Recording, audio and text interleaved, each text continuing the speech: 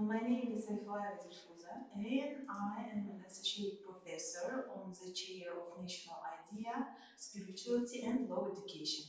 Today we should discuss the second lecture on spiritual studies subject about stages of the development and spirituality of Uzbek people. So today we should discuss the next question. First of all, issues of spirituality and enlightenment in folklore and written sources. Secondly, the Avesta is an invaluable spiritual, moral, scientific, literary and spiritual resource. Thirdly, the role of spirituality and the spiritual maturity of the individual in Islam. The next will be the development of spirituality and enlightenment in Central Asia during the Renaissance in the 9th and 12th centuries, and the development of national spirituality in the time of Amir Timur and the Timurids. Mice. So first of all, we should discuss about mice in our history and in Uzbek people histories, and what does means mice in Uzbek people's history and their life. So mice are formed from the imaginary concepts of people, and some of them is called mythology. In mythology, three basic concepts are important. First of all, it is totemism, secondly is fetishism, and thirdly is animism. A totem is an animal that different peoples of the world still consider to be their patrons. In particular, animals and birds such as eagles, lions, tigers, wolves, snakes, humans are revered in many nations. The Uzbek people still respect birds and animals such as tigers, snakes, wolves, bears, camels, horses, sheep, swallows, eagles, and fish. It is a sin to destroy their homes for no reason, to harass them when they feel no need, and to kill them. At the same time, it is a sign of goodness for a traveler to meet a wolf, an eagle, and a white camel. Even seeing these creatures in a dream is considered a symbol of goodness. Even now, they have included the image of animals as a symbol on their flags and state emblems. So, when a child born, for instance in Kashkadarya region, died, the head of the family, or a father, climbed a mountain and hunted wolves. They killed the wolf, cut off its cheek, held the newborn, put its skin under the cradle, and hung its teeth and claws as toys in the cradle. This means that newborn child is sponsored by a wolf. Now the wolf has become a patron, always protecting him for bad spirits. And the child was named Buri Boy, Gorky Boy, Buritosh, or Borikhan. It was this child who later lived a long life. I can say for myself that still it exists in Kashkadarya regions. Fetish is something that people pay special attention to. It means the concept of object, in particular the sun, moon, earth, some stars, water, earth, bow, sword, and pen have been revered among the Turkish peoples for centuries. For example, the loss of a young man's knife and the breaking of his bow have been signs of evil, while being in constant contact with soil and water has been considered as a blessing. So, Uzbeks have always taken the concept of fetish very seriously. It nowadays exists such customs among Uzbek people. Concepts like don't spit in the water and don't lose to be taken prove our point. Fetish is usually understood in a much broader sense than a totem, because every color, every seen object, dream, etc. has a special place in the history of our people. What does mean animism for Uzbek people, which exists nowadays too in our customs? Anim means to look at a totem and a fetish with confidence. Belief in dreams is associated with the influence of animism on the habit of trying to imagine the future from the events of ordinary life. Animism, from Latin anima, breath, spirit, life, is the belief that objects, places, all creatures possess a distinct spiritual essence. Potentially, animism perceives all things: animals, plants, rocks, rivers, weather systems, human handiworks, and perhaps even words as animated and alive. Animism is used in the anthropology of religion as a term for the belief system of many indigenous people, especially in contrast to the relatively more recent development of organized religions.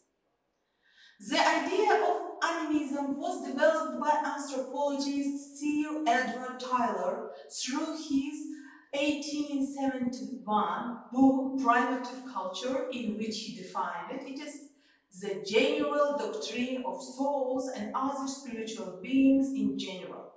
According to Tyler, animism often includes an idea of pervading life and will in nature, a belief that natural objects other human have souls. Mice says that there is a world of good and evil.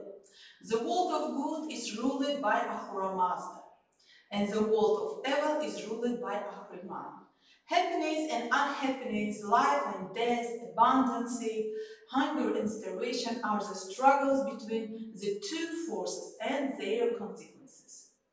The struggle between the forces of good and evil is the sun god Mitra, the goddess of the earth and fertility Anahita, the first man Kayu Mars, Yima, Gershets, and Ahriman, who is also a symbol of darkness and unhappiness, are embodied in myths associated with giants, dragons, demons, and others. Dragons, giants, demons, etc. are symbolic images embodied as the symbols of any evil wickedness. According to the oral traditions of the peoples of the East, Kayumars, Kushan, Kahmuras, and Jamshid are the epitome of the myth of goodness. Myth says that Kayumars was the first man to appear on the earth. Ahura Mazda created him as if it's considered of two beings, an ox and an man. Ahriman kills Kayumars, the worst enemy of mankind. The ox part of Kayumar's body produces 55 of grains, 12 kinds of plants, cows and oxen, and 272 kinds of useful animals. From the part of man, the male and female genders of human as well as the metal are formed. Thus, Mars is described as the first man and the beginning of human life. So, what does mean perverse and which role they play nowadays among Uzbek people? First of all, proverbs are based on centuries of people's life, observations, and life experiences. Therefore, folk proverbs are of great educational importance, because every proverb is tested many times in people's life, experiences, and daily life. Proverbs change little in content and form over long periods of time. They are long-lived. So, culture. What about Uzbek nation culture? Culture of Uzbekistan is one of the brightest and original cultures of the East. It is inimitable national music, dances and painting, unique national cuisine, and clothes. The Uzbek national music is characterized as a variety of subjects and genres. The Uzbek people is well known for its songs. For example, Koshuk, household song with a small diapason melody covering one or two rows of poetic text. The dancing character of a melody of this genre provides their performances in support of comic dances. Lapar is a dialect song. In some areas, the term lapar is applied to wedding songs ulan, which is performed as a dialect of man and woman during their weddings. Genre Yalla includes two kinds of songs, a melody of a narrow range and solo simultaneously with dance.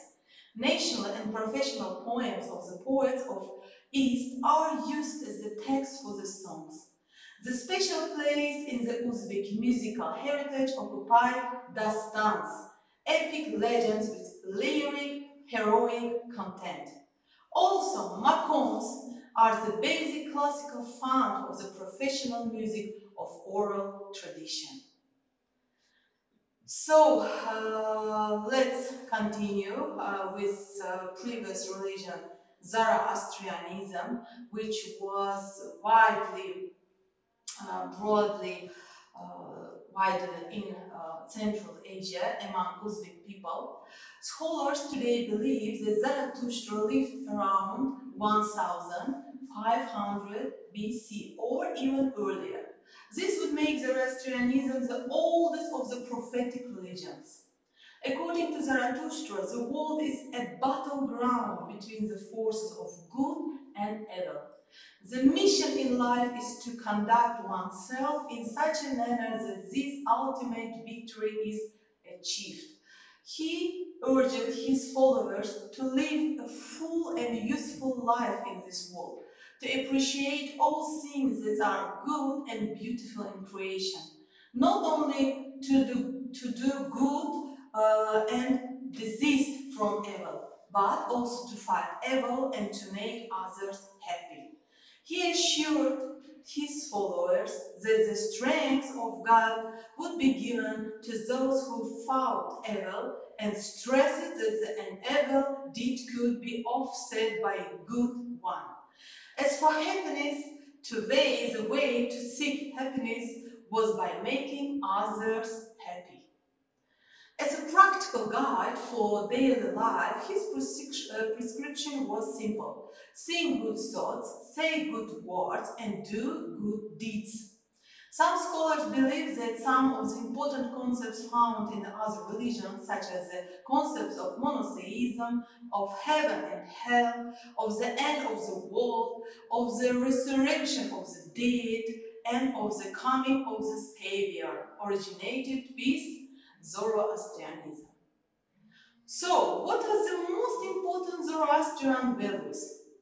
First of all, it is truth. Zoroastrianism stresses truth more than anything else. Man is equipped through mental consciousness to discern truth from falsehood and has free will to choose between right and wrong. The very first prayer a Zoroastrian child learns is devoted to truth. A free translation of that prayer called Ashem Bohu is truth is the greatest virtue. It is happiness. Happy is who is trustful for the sake of truth. So, secondly, it is charity. In the very second prayer, a Zoroastrianism child learns the Yaza Ahu Vairo. There is a line which says, He who gives assistance to the poor acknowledges the kingdom of the God. Thirdly, it is purity. Zoroastrianism puts value on purity of both the body and the mind. Dignity of labor. Firstly, hard work and the dignity of labor are emphasized in Zoroastrianism. In the Gasas, which are a record of the prophet's conversations with Ahura Mazda, Zarathustra asks, what is the way of furthering the Mazdaism religion? And Ahura Mazda replies, incessant cultivation of corn, O Spitam Zarathustra. Who cultivates corn cultivates rightness. Do Zoroastrians believe in one God? They do. Some scholars claim that Zarathustra was the first prophet to preach monotheism, the concept of one God. There is a mistaken belief that Zoroastrians believe in two gods, a god of good and a god of evil.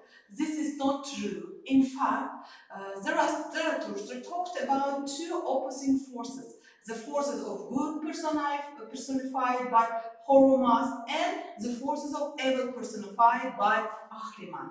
According to Zarathustra, the forces of good will ultimately prevail over the forces of evil, and the purpose of life is to help this process.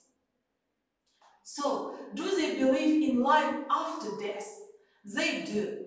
Besides, one day in each month, the last 10 days of the Zoroastrian calendar are set aside for remembering the dead. This is also a special day each year when the departed are supposed to visit the earth. This corresponds to All Souls' Day observed by Christians. It is also believed the soul hovers over the dead body for 3 days after death. Do they believe in heaven or hell? They do. In the Gospels, Zarathustra often refers to life after the death and to the Chinwad bridge where the good deeds done on earth are weighted against the evil deeds. Many Zoroastrian scholars today believe that the between descriptions of heaven and hell in Zoroastrian scriptures are purely allegorical, that heaven and hell are not places but conditions. Some Zoroastrians believe that the reward or punishment for good or bad deeds is often given in this world itself rather than in the next. Are Zoroastrians fire worshippers? No, they are not. They do not worship fire. The fire is a symbol of the Zoroastrian faith, just as the cross is a symbol of Christianity. In a Zoroastrian temple, the only symbol which is tended by a mobbed prized 5 times a day. The fire stands for a number of things. It is symbol of purity, for fire purifies, because fire in their imagine purifies everything. It is also stands for the inner fire or divine spark in a human being. The fire burning in the Zoroastrian temple or at home is a constant reminder that we should always keep our inner fire alive. So, continue our lecture, and we should discuss that today the Avesta Museum is situated in Hiva, in one of its numerous madrasa. According to some scientists, Avesta, the sacred book of Zoroastrianism, originated in ancient Khwarezm, also spelled Khwarezma, Khwarazm, Khwarazmi, and Khorezm. Khorasan, Harizm, and Chorazm, which was the reason why the Avesta Museum was organized in Hiva, the capital of this ancient state. Hiva is mentioned in the Zoroastrian sacred book under the names Urva and Urga. All those texts written on 20,000 pieces of bullock skin were burned up by Alexander the Great. At a later time, Zoroastria's teaching was restored and rewritten. Today, Avesta is considered to consist of 21 books, 5 of which have a written form and 16 are oral, communicated from generation to generation. The struggle of the good with the evil was the basic principle of Zoroastrianism.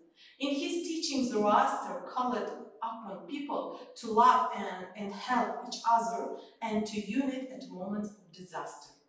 The dog, a friend guarding one's home and cattle, had to be treated with care and love.